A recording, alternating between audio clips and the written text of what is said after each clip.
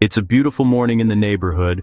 Okay, Nix, go to the bathroom. And off he goes, racing through the neighborhood, until he finds the perfect spot. Welcome to Yoldai's Pet Corner. Quick question, why do golden retrievers and labs always look like they're smiling? Because they were literally bred to make humans happy, and honestly, they're still winning at it.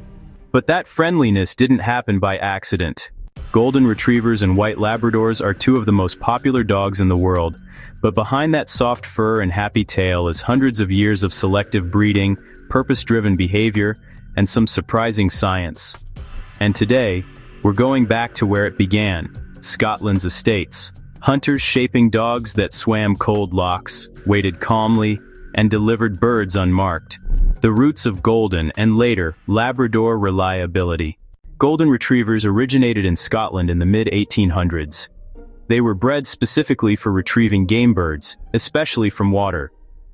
That required three key traits: a soft mouth, strong swimming ability, and extreme cooperation with humans. Breeders crossed water spaniels with retrievers and setters, dogs that could work all day and still stay calm and attentive.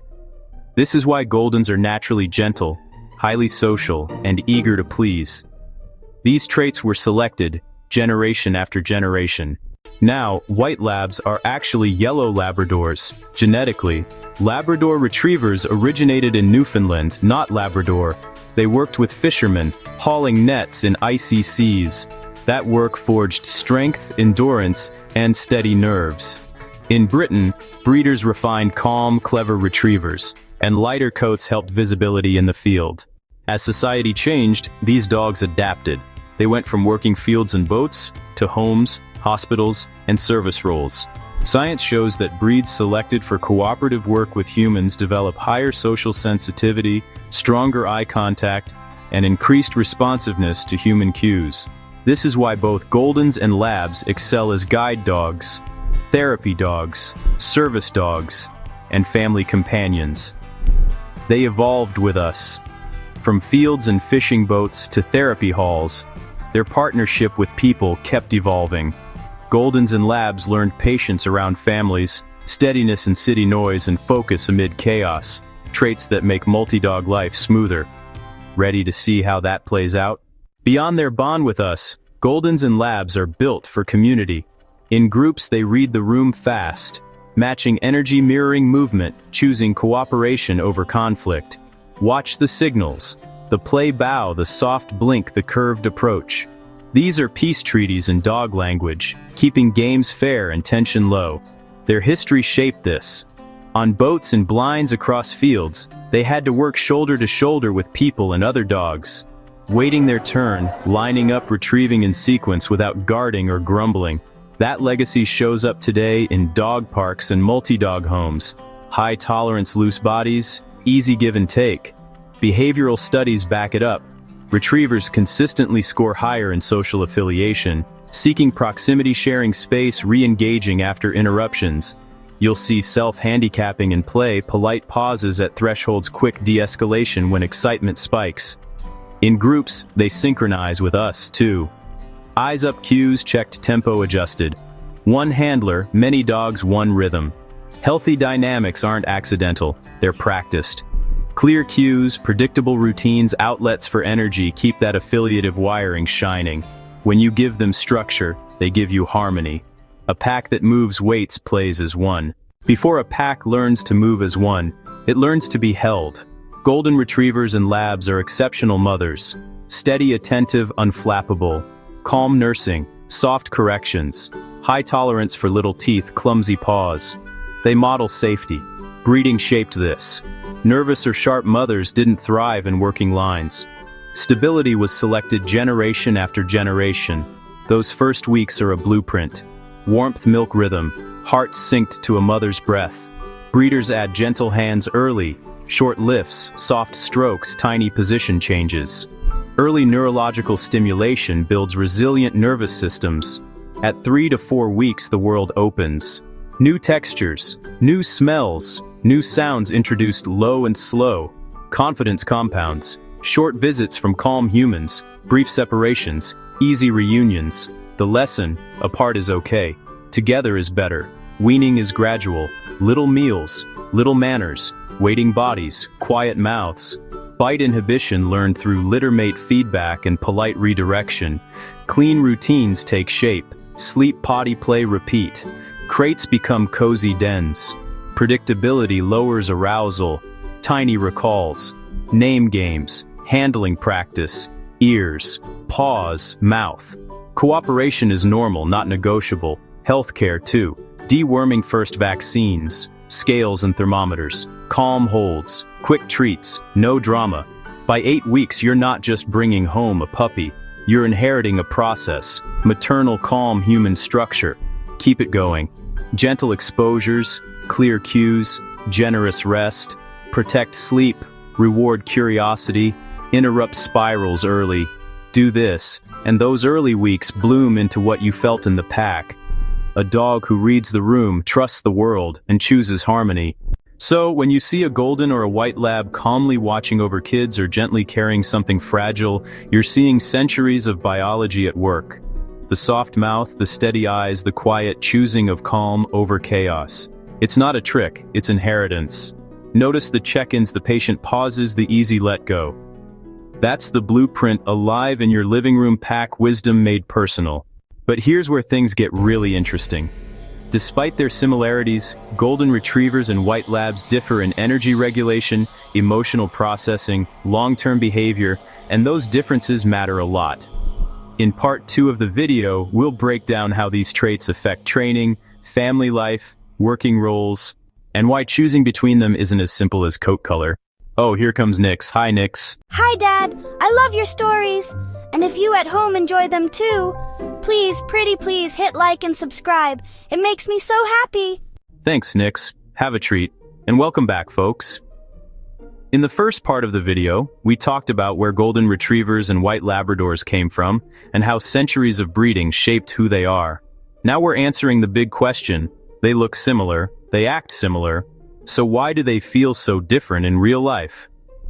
The answer comes down to energy regulation, emotional processing, and how each breed was selected to work under pressure. And once you understand that, choosing between them suddenly makes a lot more sense. Golden retrievers are generally more emotionally expressive. This is a direct result of their breeding history, where they were developed to work in close partnership with hunters, requiring a high degree of sensitivity to human cues and a strong desire to please. This translates into a dog that often wears its heart on its sleeve. They tend to bond deeply to individuals, often forming an incredibly strong, almost intuitive connection with their primary person. They also show higher emotional sensitivity, meaning they can pick up on subtle shifts in your mood, offering a comforting nudge when you're sad or sharing in your excitement. This sensitivity also means they can react more strongly to changes in routine or environment, sometimes showing stress if their predictable world is disrupted. White labs, on the other hand, are typically more emotionally steady. Their lineage as hardworking field trial and gun dogs prioritized resilience and a calm demeanor, even in chaotic situations. They were bred to be reliable and unflappable, and that trait remains a cornerstone of their temperament today. They were selected for sustained focus, allowing them to work for hours without getting distracted. This makes them exceptional at tasks requiring concentration. They also excel at problem-solving under stress, thinking their way through a challenge rather than getting overwhelmed. This contributes to their remarkable environmental stability, where they can remain calm and composed in loud, busy, or unfamiliar settings. This doesn't make one better, it makes them different. One was bred to be an emotional partner, the other a steadfast performer. Understanding this core difference is the key to knowing which one is the right fit for your life. Both breeds are energetic, but in different ways. Golden retrievers often have bursts of enthusiasm, followed by emotional fatigue. White labs usually show consistent, sustained energy, especially during tasks.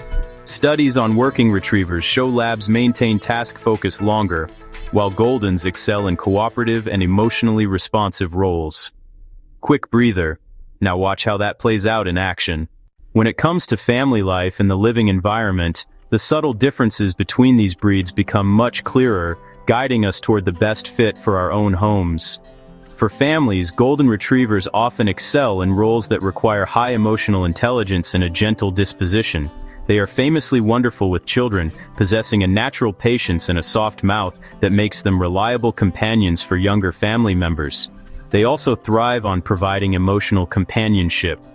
A golden wants to be near its people, offering a comforting presence and forming deep, affectionate bonds.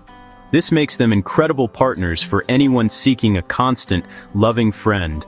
This aptitude extends naturally into therapy environments. Their ability to connect with people, combined with their calm demeanor, makes them ideal for visiting hospitals, schools, and care facilities, where they bring comfort to those in need. At the heart of it all is their uncanny ability to read human emotion extremely well.